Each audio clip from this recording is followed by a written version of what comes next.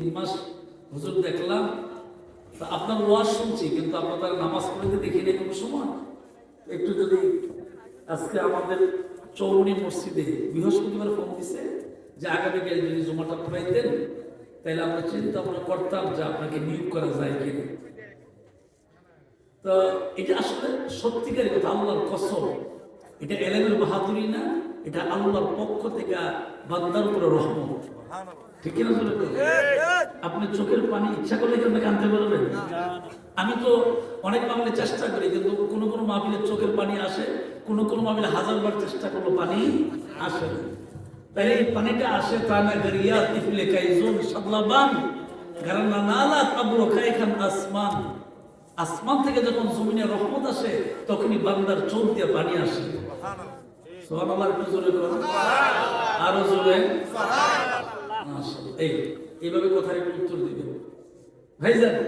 আমি যে কথা বলতেছিলাম এটা আমার বাহাদুরি না, আল্লাহর কসম। আপনি খবর নিয়ে দেখেন যে কুঠি চৌমনিতে আমি যখন সর্বোত্তম জুমার নামাজ পড়াইতে যাই, আমি নামাজ পড়াইয়া চলে আসছি বাড়িতে।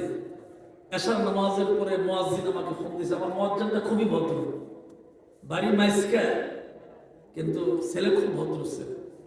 8 বছরের উপরে সে এখানে মুয়াজ্জিনি করে, আড়াইদের মাদ্রাসার ছাত্র। তা সে বলছে হুজুর আমি মোহাম্মদ বিল্লাল হোসেন, আমি মসজিদের মুয়াজ্জিন। আমি যেহেতু নতুন গেছি আমি তো নামাজ চিনতে পারি, এইভাবে পরিচয় দিচ্ছি। হুজুর কমিটি তো সিদ্ধান্ত নিচ্ছে যে আগামী জমা থেকে আপনি আসবেন। আমি কই কোনো ইন্টারভিউ তো নিব না, আপনারা 3 মাস হুজুর দেখলেন তো আমার তো কোনো কিছু জিজ্ঞাসা করবো না।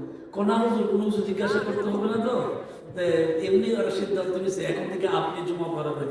আজকে 3 বছর পার হয়ে গেছে, এই পর্যন্ত আমার একটা মুসল্লি আমাকে একবারের জন্য কোনো কটাক্ষ শব্দ করবে দূরের কথা, আমার দেখলে মনে হয় যে আমি এই দেশে বড় বিশ্বাস করে নামাজ পড়াতে পেরেছি। আচ্ছা বলেন, এটা কি আমার এলেমের দ্বারা কারণ না আদবের কারণে? আদবের কারণে। মানে এটা আমি বিশ্বাস করি, আমি নিজে বিশ্বাস করি যে আদব থাকলে আল্লাহ ওয়ালা হওয়া যায়। আদব মানুষকে আল্লাহ পছন্দ করে, আর বেয়াদব কখনো আল্লাহর জান্নাতে যাবে না, এটা স্পষ্ট। আল্লাহর জান্নাতে যারা যাবে তারা আদব বলবে। আরো জি জি আল্লাহ পাক মনের আশা পুরা করুন, বলেন আমিন। জোরে কোন আমিন। তাহলে আজকে 3 বছর পার হয়ে যায়, আল্লাহর কসম এটা আমার কোনো ফখর না, লা ফাখার। এটা আমার কোনো ফখর না, এটা শুধুমাত্র মানুষের আন্তরিকতা এবং মায়া আর আল্লাহর রহমত। এটা আন্তরিকতার কারণে। আমার কোনো যোগ্যতা নাই এত বড় মসজিদে খতিব, কত হুজুর গেল এলো। তাহলে বোঝা গেল আল্লাহ যাকে পছন্দ করে তাকে আল্লাহ ওই চেহারে বসায়।